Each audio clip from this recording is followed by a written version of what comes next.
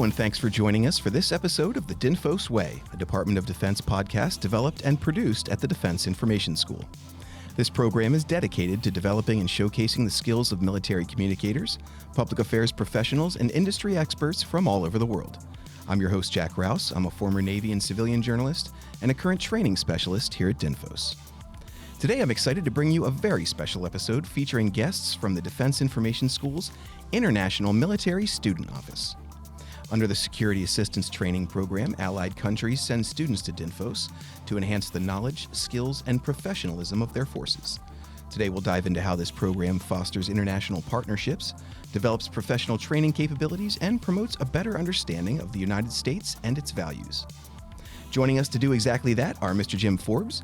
He's a media and public affairs instructor at DINFOS with over 30 years of experience in communications, and two international students, Major Antonetti from the Italian Air Force and Captain Verzali from the Malaysian Army. Together, they'll share their insights on the training, their unique experiences, and the significance of military communications in a global context. Everybody, thank you so much for joining us. Thanks for having us. We're great to be here. Yeah, same. Thank you, sir. Absolutely. It's not often that we have the table full, so it's nice to have everybody here. I've got a lot of people to look at. It's awesome. This is great as a podcast host. Good. Fantastic.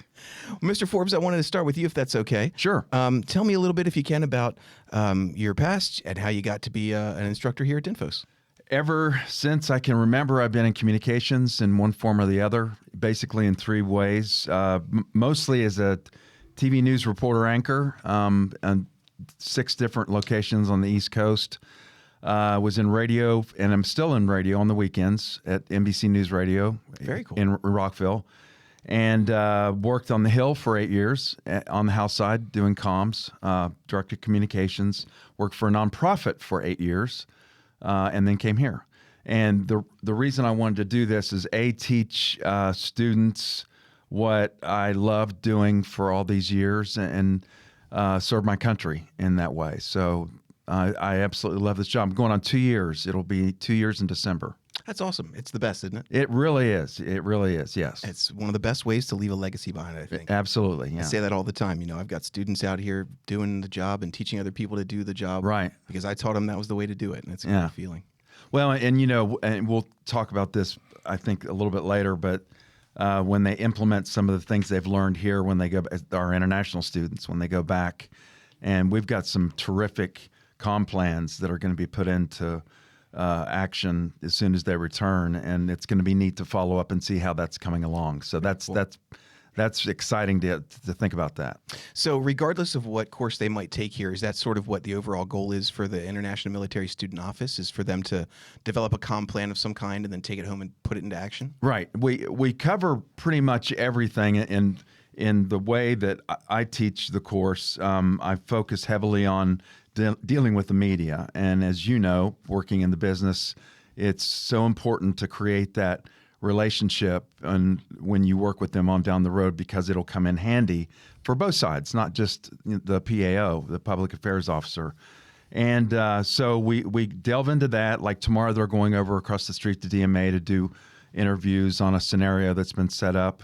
But yeah, primarily it's to go back and they think of a problem or they think of an opportunity that they could build upon and then implement in their own command. And that's what they've done. We have 6 students, 6 different plans, all different. You know, sometimes they focus in on just recruitment, but this time it's everything in between. And so it's exciting to hear because we had a gathering last night, and some of these plans could actually save lives if put into place. So it's exciting to think about things like that. Can you give me an example of something like that? Yeah, you know, everything from how to protect against malaria and mosquitoes and things like that in one plan, which we can talk about a little bit later, to emergency response to after an earthquake takes place and alerting residents of where to go, what not to do, what to do, things like that, that Americans, we take for granted that's already in place, whether it's an Amber Alert or things like that. So just, you know, things like that. One of the plans, Captain Soufiane will talk about just taking 4 different types of communication and getting everybody on the same page so that it's more effective. And, you know, we don't think about that really, but if you're going in 4 different directions, especially in a military occupation, that's not going to work very well. And that's what he's going to focus on. Wow, that's amazing. So real world applications right away. Yeah. Did you have the understanding that that's what it was going to be like when you came here, or was this something that you discovered when you arrived at DINFOS and have now kind of put that plan into action? Basically, because I have the experience in my workplace, and I saw that the importance of if we can communicate in one ways or in one language, so that's why when I came here and I got the knowledge that being taught by our instructors about the communication, and then I realized that I can implement that communication planning, all the guidance that they taught us in our military. So that means we can have a proper and organized a communication plan. That's awesome. Yeah. What was your overall goal, Captain, when you decided that you were going to come to DINFOS or got the heads up that you were coming to the schoolhouse? What were your goals before you arrived here? Basically, when I got offered to attend this course, I feel very excited because I got an opportunity to learn from the subject matter expert in military media relation and also communication. And I hope that I can gain a lot of knowledge and also learn the method and also the practice. And I want to help rise the standard of Malaysian Army military public affairs. Awesome. And Major, did you have similar goals, or what were your goals before you arrived at DINFOS? Yeah. Good afternoon to everyone and to the listeners too. I'm has been in the PIO since 2013, so okay. I have some experience, quite experience in the public affair. But I think that in the life we never stop learning. So I was really excited to come here because I would like to understand and improve my skills on the public affair. So I think it was a great opportunity because thanks to Mr. Forbes and all the info school, we had the opportunity to get a lot of things, a lot of tools to work better in our country. What have been some of the key takeaways that you've had from this course and some of the things that you'll take home with you? For sure, as I told in private with Mr. Forbes, I take away the way to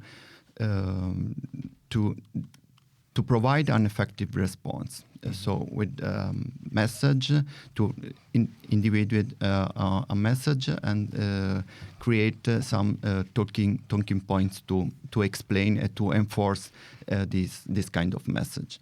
And otherwise, another things that I think is very useful is a briefing card. Because briefing card is just a paper that you can bring with you, check if you need to review some things very quickly. So I think these two tools are very useful for us. That's excellent. I agree with you. Mr. Forbes, what kind of classes can the international military students take when they're here at DINFOS? Well, we do a number of things, and it could come from a lecture by an outside journalist coming in. I call some of my former colleagues to come in and talk to the class because I also teach at PAX-Q as well. Normally that's done by Google Meet, where they're live and the students can ask them questions and things like that. I had a former student of mine in PAX-Q come over just with these students, my PACA students, and talk to them. He's in Okinawa right now as a Marine, and he's a brand new PAO, and you talk about having stories already. And he talked to them about some of the things they'll be facing, what was important that he took away, you know, what they need to focus in on. And you know, the Major already talked about some of those things right away, but you and I know how important it is. It's our job to communicate. I was on the other side of the mic for years, and you know, we had to find out things. That was our job, is to learn and go to PAOs, and whether it was a nonprofit or an NGO or whatever it was, and get their information from the court system in whatever capacity, sheriff's department. But their job is to talk to us so that we can educate our viewers and listeners and readers. And so if we don't know how to do that effectively, it creates all sorts of problems. And you compound that with the military, which makes it 10 times as worse. Yeah. Because just saying I don't know or not returning phone calls or things like that, that's why that relationship with the media is so important. And it sounds like, the overall goal of the International Military Student Office is to make sure that some of these really vital skills that we're teaching, our own service members get translated to our international allies and to our folks out large out there. And from what I'm hearing, it sounds like they're getting essentially the exact same knowledge. Yeah, they are. And there are a couple things we don't go down I call it down in the weeds so much, in a couple courses, especially with dealing with U.S. military tactics, as compared to Italy or Malaysia or whatever student we have. But yes, on the wave top, it's pretty much the same. It's if you receive a call, here's what you do. Here's how you handle the information. Here's how you talk to the reporter. Here's how you respond. How to do a press conference. How to do interview techniques, just like what you're doing right now. They're essential in doing a big part of communication today. And whether it's, the major also mentioned this, it's a briefing card. It's sitting down with my commander saying, here's who we're talking to today. Here's the messaging that we're trying to get across. And then later, how do I manage that messaging worked, what we set out to do? There's so much to this that people don't realize. And it's as I tell these students, it's a very important job that they do. It's incredibly important. And Captain, how have... Yes. Some of the things that you've learned here translate to what you do in the Malaysian Army? Is this very similar to the tactics and techniques that you learned there, or is this new instruction that you're excited to bring back, or sort of how does it compare to what you learn as a public affairs officer in the Malaysian Army? Basically, in DINFOS, our instructor have taught us how to, beside from the communication plan, they also taught us how to craft a clear message, and also the way to how to deliver the message effectively, how to give a good response, and so that our message and our response is aligned with the military objective, and also learn how to media engagement and also crisis communication skills. Gotcha. Yeah. And then I guess same question, Major. Does this the skills you're learning here compare to what you're teaching young communicators and other communicators in the Italian Air Force? Yeah. Italy and U.S., as I'm NATO member, we have quite similar procedures and things that we do in the same way, because we work together in the operations or in the exercise. So we are very close to us. Something that I bring back to my at home is the way we deliver the messages to the audience, our audience, so effectively. With as Sufyan said, the captain said before. Send the message effectively is one of the things that I bring at home. That's great. It's nice to hear and to know that the same things that I tell my students are the same things that you're telling your students, and the same things that you're telling your students, and the same things that we're all kind of learning together. And I'm excited for you to take home those effective techniques and utilize them in your own neighborhoods. I mean, that's so great to see. How do you, Mr. Forbes, take the training that we deliver here and sort of make it unique to the international military student experience? That's a great question. What I try to do is, in each iteration, whether it's PACUS, the international students, or our American-based students, I always learn best from my professors who taught me real-life scenarios. They were actually there. One of my best professors was a anchorman that when I went home at night, I could watch him on the air. And that's right when adjuncts were starting to work. Yeah. And I just remember that had the biggest impact on me. And I'd try to do the same because I learned a lot working on Capitol Hill.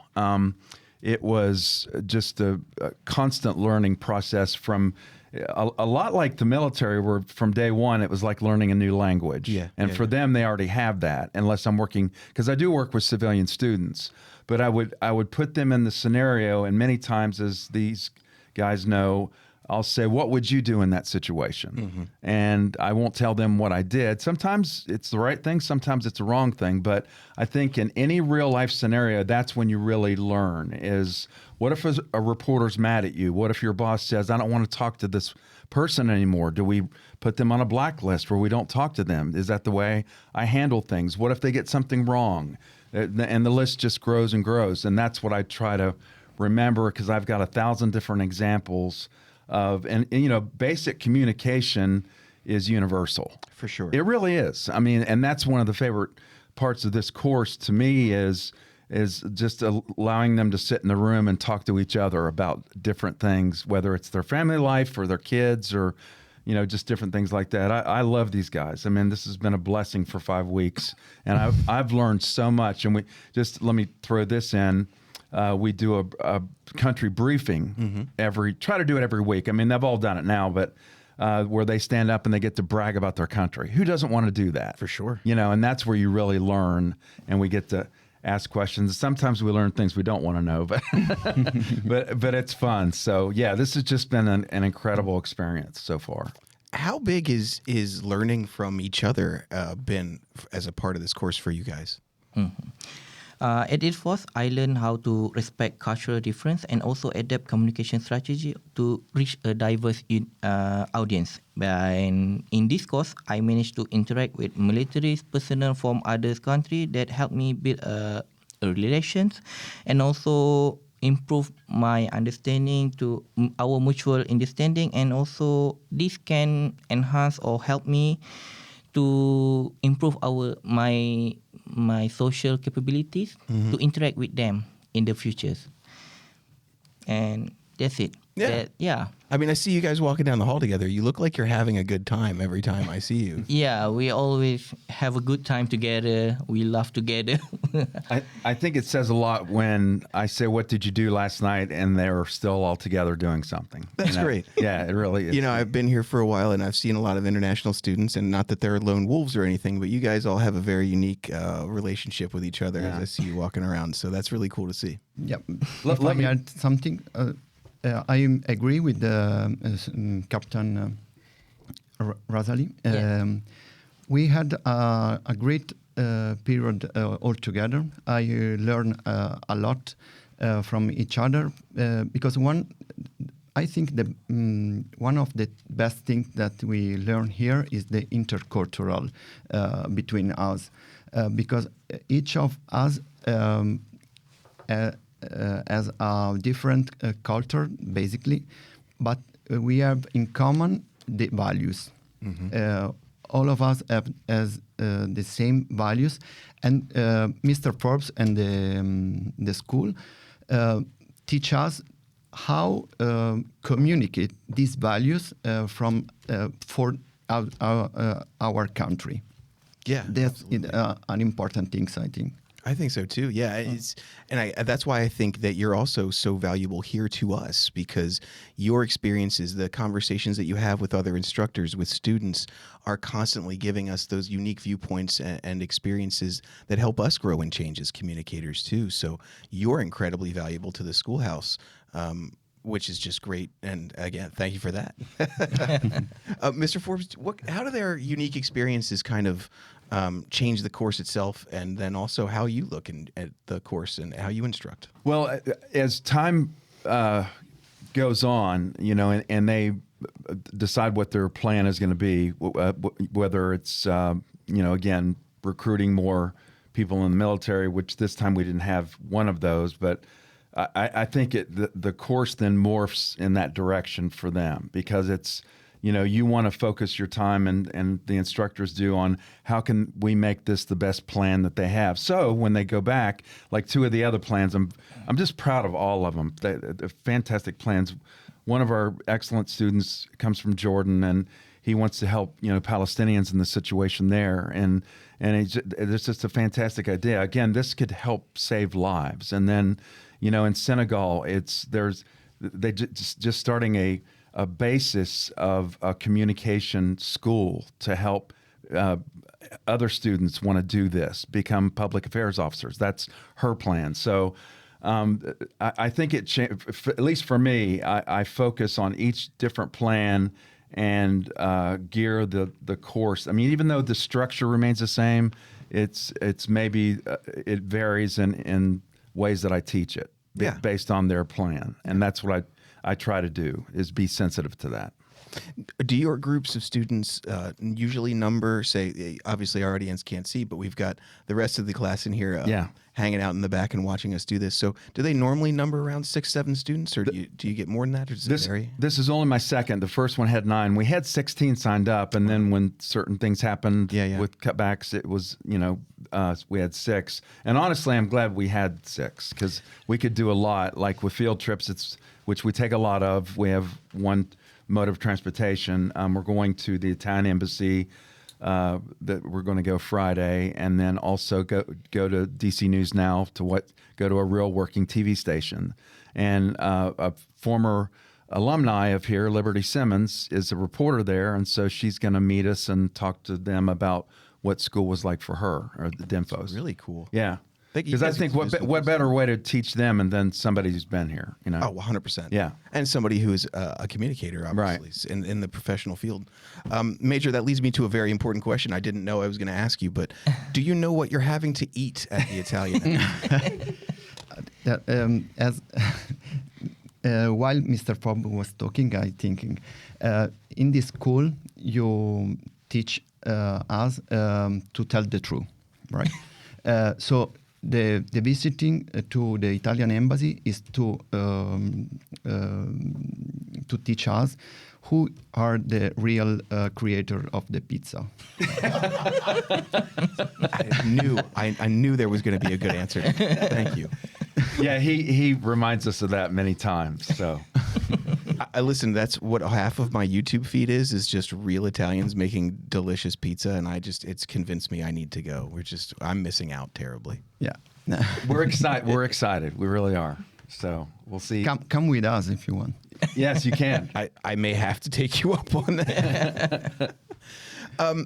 What best practices would you suggest as it comes to communications for any of our young military communicators or international students? Or from your perspective, what are some of the things that they should be concentrating on at this stage? That's an easy answer for me, because I tell them a lot. I said, hopefully after this course, you'll watch news differently now, because I always do that after 30 years of being a reporter or whatever, anchor.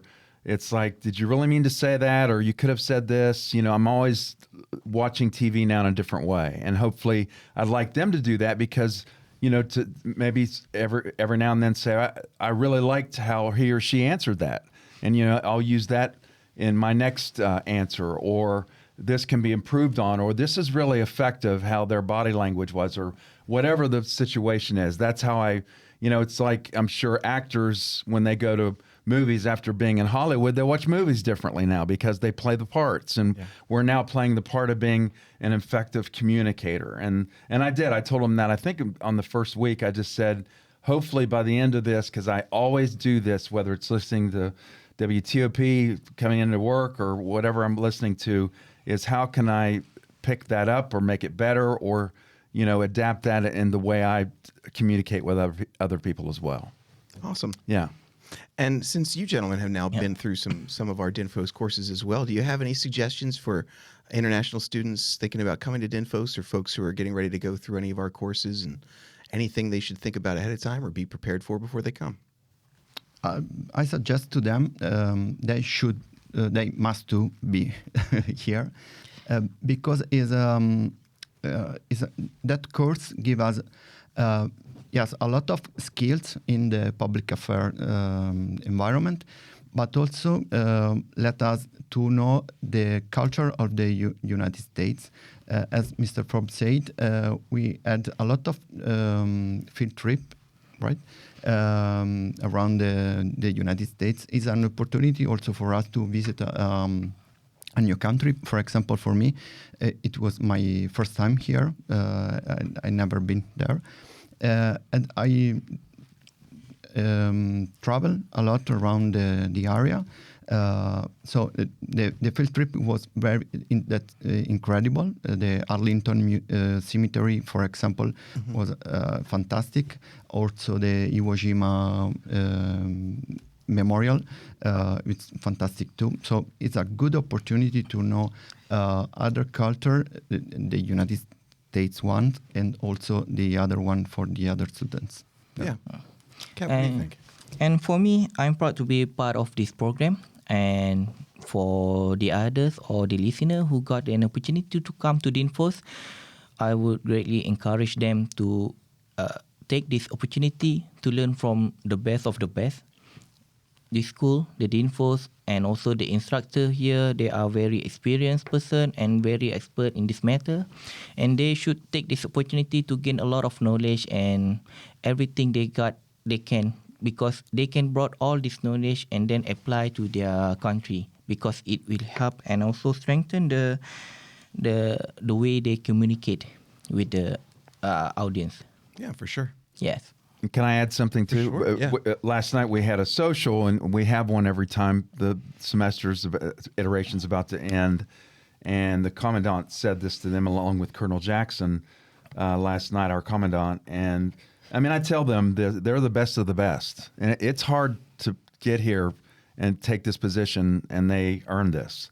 And I know that from being in the classroom, how smart they are. And they're going to do amazing things. And so just to know, that's exciting for us to let them go out and then hopefully encourage others to think about this and do the same thing, and maybe come back and be a part of this as well. But they're a special group. They really are. And I think that what's most important from everything that we've discussed today is, and you've hit it on a couple times, is the knowledge of both your students and you and the schoolhouse, that we're sending them back with real world knowledge that they can apply immediately in a way that can save lives. And that's incredibly important and vital to everyone's mission. It sure is. Definitely. Do you guys have anything else you want to add before I let you go? Now, thank you very much for this opportunity. I try to come back again here because it was our greatest experience, really. Man, again, thank you guys so much for joining us. Was it all you'd hoped for, Captain? Okay, last word from me. Well, basically, I'm really happy, and because of I got the opportunity to come here, and also I got an opportunity to learn from at DINFOS. And also, I have the same hope with the Major Antinoti, because I hope that I can come here again, because I still got a lot of place that I didn't have a chance to go. Yeah, and also, I don't know how long you guys have been here, but you've missed the most important thing, which is the Maryland crab season, because that still hasn't come yet. So you'll definitely have to come back.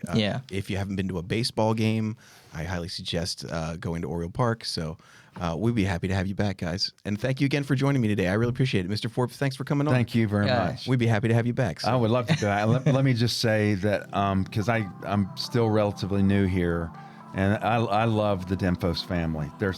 Everybody helps everyone. And being a civilian, not having a military background, I had so many people step forward and say, I'll help you in dealing with the transition, to this job, and it's just been fantastic. I love it here. So yeah, me too. Thanks. I think that's why we get along. Yeah, definitely. All right, thanks everybody for joining us. If you guys in the audience have any questions for us, please reach out to us here at DINFOS. Thanks for listening. I hope you guys have a great day. You too. Yeah, Thank you you. too. You too.